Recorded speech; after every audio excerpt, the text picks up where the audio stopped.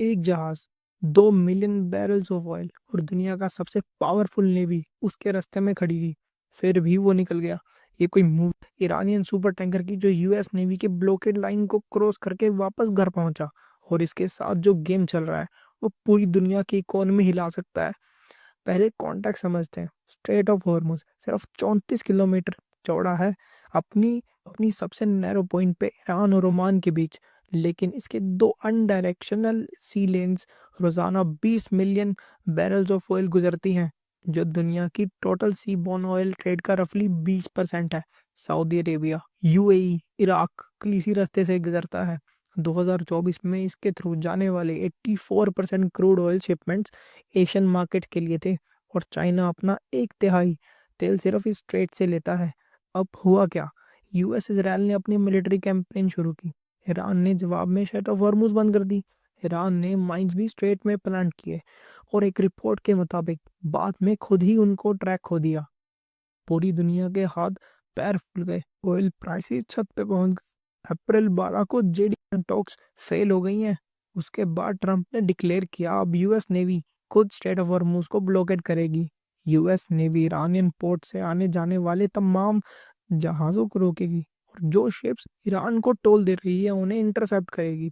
US central command ने बोला blockade fully implemented है। यूएस फोर्सेस ने ईरान का समुद्री तिजारत पूरी तरह रोक दी। सुनने में पावरफुल लगता है, लेकिन रियलिटी थोड़ी सी अलग है। यूएस ने एक इम्पोर्टेंट क्लैरिफिकेशन दिया। ब्लॉकेड सिर्फ उन शिप्स पे है अप्लाई जो ईरान पोर्ट्स में एंटर किए या एग्जिट कर रहे हैं। बाकी शिप्स के लिए फ्रीडम ऑफ नेविगेशन रिमेन करती है। बाकी एक लूप होल था और ईरान ने वो यूज किया। अब आती है असली ड्रामा।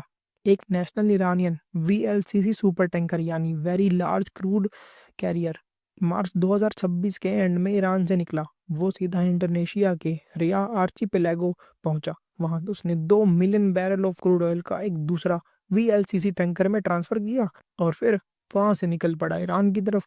ईरान की state media Fars news agency ने क्लेम किया ये सुपर टैंकर ट्रांसपॉन्डर ऑन रखे बिना किसी छुपाने खुलेआम खुला स्ट्रेट ऑफ हॉर्मुज क्रॉस करके पीआर मूव था।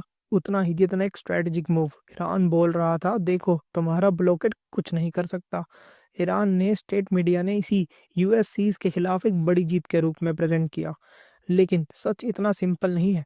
यूएस का कहना था कि ब्लॉकेट सिर्फ ईरानियन पोर्ट से डायरेक्टली आने जाने वाली शिप्स पे एप्लीकेबल है। तो टेक्निकली वो शिप रूल्स के अंदर ही थी। और इसमें एक दर्दनाक ट्विस्ट आया जो हमारे लिए सीधा रेलिवेंट है। ईरानियन गन बोट्स ने दो इंडियन फ्लैग शिप पे स्ट्रेट ऑफ हॉर्मुज में फायर किया और उन्हें वापस लौटने पर मजबूर कर दिया। इनमें से एक इंडियन फ्लैग सुपर टैंकर था जिसमें 2 million barrels of Iraqi oil था। इंडियन के फॉरेन सेक्रेटरी विक्रम मिस्री ने ईरान के एम्बेसडर को तलब किया और शूटिंग इंसिडेंट पर गहरी चिंता जाहिर की। हमारा ऑयल, हमारा जहाज, हमारी क्रू, सब खतरे में। और फिर एक और बड़ा कदम, यूएस मरीन ने ईरानियन फ्लैग वेसल टोस्का को सीज कर दिया। यूएसएस सुप्रांस ने उसे इंटरसेप्ट किया, इंजन रूम में डैमेज करके रोका और उसकी कस्टडी ले ली। इसके जवाब में ईरान ने इस्लामाबाद पीस टॉक से बाहर आ गया। ये सिर्फ ईरान यूएस की लड़ाई नहीं है। 230 loaded oil tankers Persian gulf के अंदर फंसे हुए हैं। स्ट्रेट इफेक्टिवली स्टैंड स्टिल पर है। ऑयल प्राइसेस $100 पर बैरल के करीब पहुंच गई हैं, जो पूरी दुनिया की इकोनॉमी को डायरेक्टली इफेक्ट करती है। ट्रंप ने कहा चाइना बहुत खुश है कि मैं straight of Hormuz permanently open कर रहा हूँ। बीजिंग, चाइना भी इसी पे डिपेंडेंट है।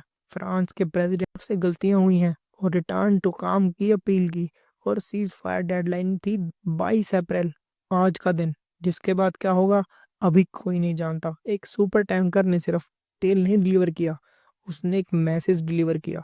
दुनिया का सबसे पावरफुल नेवी के सामने एक जहाज खुलेआम खुला निकल गया। और अभी भी ये क्राइसिस रिजॉल्व नहीं हुए हैं। हॉर्मुज बंद तो दुनिया का तेल बंद, और दुनिया का तेल बंद तो पेट्रोल पंप से लेकर किचन तक सब कुछ महंगा। ये सिर्फ ईरान का इशू नहीं है, ये हमारा इशू है, इंडिया का इशू है। नजर रखना होगा इस जगह पे, क्योंकि यहाँ जो होगा उसकी कीमत हम सब भरेंगे। कमेंट करके बताओ आपको क्या लगता है आगे क्या होगा, और सब्सक्राइब कर लो ऐसी न्यूज़ के लिए द सोवरेन लेंस को।